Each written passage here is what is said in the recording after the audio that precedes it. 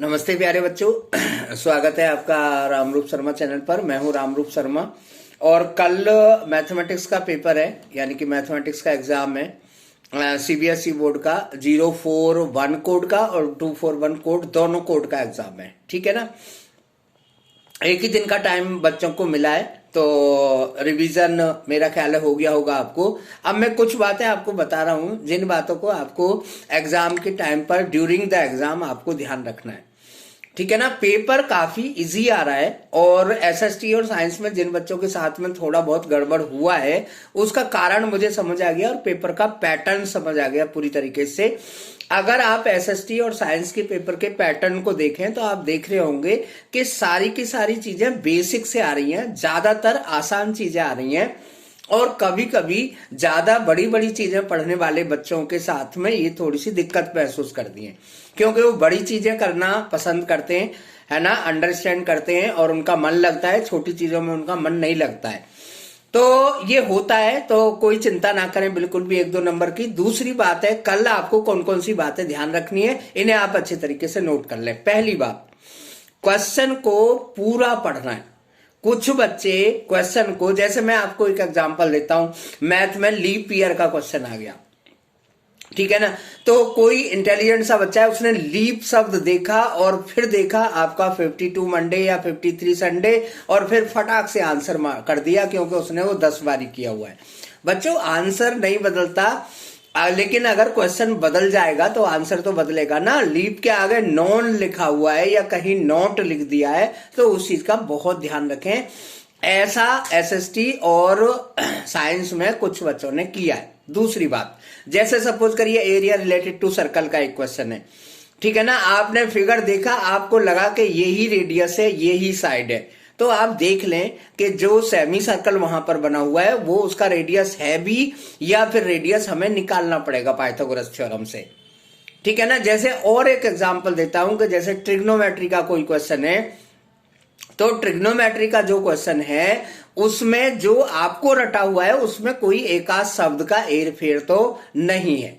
जैसे मैं आपको बताऊं, कोऑर्डिनेट ज्योमेट्री का कोई क्वेश्चन है तो उसमें ठीक से देख लें कि अगर लेंथ पूछी है तो पॉजिटिव ही रखनी है, कोऑर्डिनेट पूछा है तो वो नेगेटिव और पॉजिटिव दोनों हो सकता है।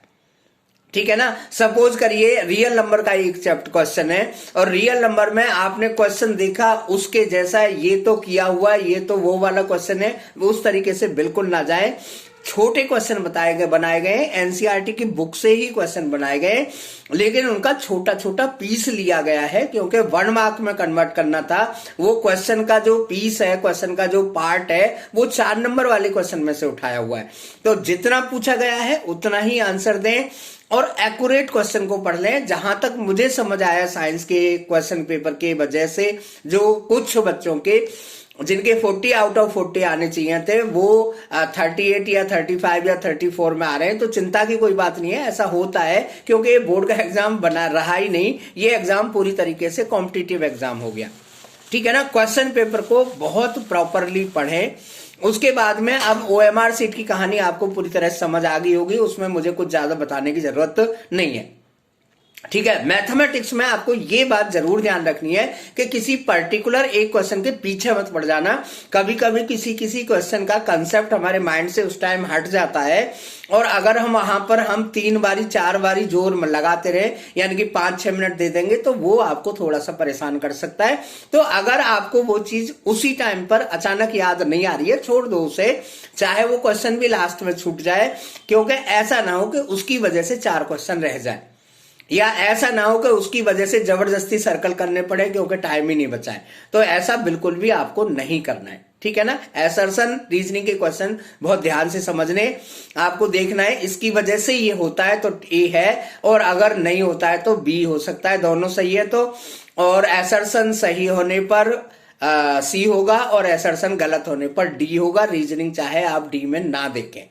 ठीक है ना, किसी भी तरीके का कोई डाउट है तो मैं आज रात, पूरी रात आपके लिए यहां पर वीडियो लेके लाइव रहूंगा, है ना। अभी मैं 8 बजे लाइव आने वाला हूं, तो वहां पर आप अपने डाउट्स ले आए। मैंने कई वीडियो यहां पर बनाई है, full trigonometry, full coordinate geometry, full probability, full real number और फुल जो है आपका रियल नंबर के साथ साथ में रियल नंबर के साथ साथ में है आपका पोलिनोमियल भी है, linear equation in two variable भी है, कोऑर्डिनेट ज्योमेट्री भी है, और हाँ चैप्टर 6 यानी कि आपका ट्राइंगल चैप्टर, ठीक है ना।